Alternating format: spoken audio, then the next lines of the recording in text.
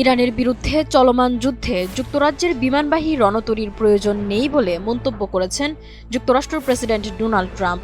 সামাজিক যোগাযোগ মাধ্যম ট্রুথ সোশ্যালে দেওয়া এক পোস্টে তিনি এই মন্তব্য করেন। ট্রাম্প বলেন, যুক্তরাজ্য মধ্যপ্রাচ্যে 2টি বিমানবাহী জাহাজ পাঠানোর কথা ভাবছে, তবে যুক্তরাষ্ট্রের আর সেগুলোর প্রয়োজন নেই। তিনি ব্রিটিশ প্রধানমন্ত্রী কিয়ার স্টারমারকে উদ্দেশ্য করে লেখেন, ঠিক আছে প্রধানমন্ত্রী স্টারমার, আমাদের আর সেগুলোর প্রয়োজন নেই। যুদ্ধ জয়ের পর যারা এতে যোগ দেয় তাদের প্রয়োজন আমাদের নেই। ট্রাম্পের এমন মন্তব্যে যুক্তরাষ্ট্র ও যুক্তরাজ্যের মধ্যে ক্রমবর্ধমান দূরত্বের ইঙ্গিত পাওয়া গেছে বলে মনে করছেন বিশ্লেষকরা।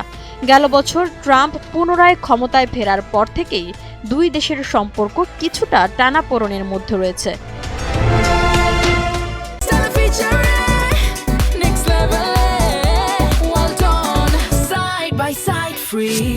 সম্প্রতি যুক্তরাষ্ট্র ও ইসরায়েল ইরানের বিরুদ্ধে যে সামরিক অভিযান শুরু করেছে তা মধ্যপ্রাচ্য জুড়ে উত্তেজনা বাড়িয়েছে। ইরানের পাল্টা হামলায় উপসাগরীয় অঞ্চলে যুক্তরাষ্ট্রের মিত্র দেশগুলোও হামলার মুখে পড়েছে। এদিকে যুক্তরাজ্যের প্রতিরক্ষা মন্ত্রণালয় জানায়, তাদের অন্যতম প্রধান বিমানবাহী রণতরী HMS প্রিন্স অব ওয়েলসকে উচ্চ সতর্কতায় রাখা হয়েছে।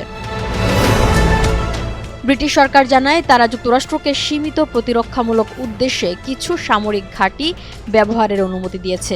এর মধ্যে গ্লস্টারশায়ারের RAF ফেয়ারপোর্ট এবং ভারত মহাসাগরের ডিয়েগো গার্সিয়া ঘাঁটি রয়েছে। তবে ব্রিটিশ প্রধানমন্ত্রী কিয়ার স্টারমার সংসদে বলেছেন, যুক্তরাজ্য, যুক্তরাষ্ট্র ও ইসরায়েলের আক্রমণাত্মক সামরিক অভিযানে সরাসরি অংশ নিচ্ছে না।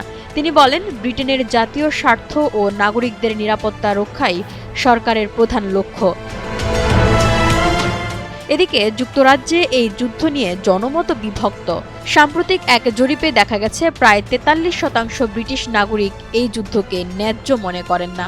শনিবার 7 মার্চ লন্ডনে যুক্তরাষ্ট্রের দূতাবাসের সামনে সংঘাত বন্ধের দাবি জানিয়ে বিক্ষোভ করেন হাজারো মানুষ।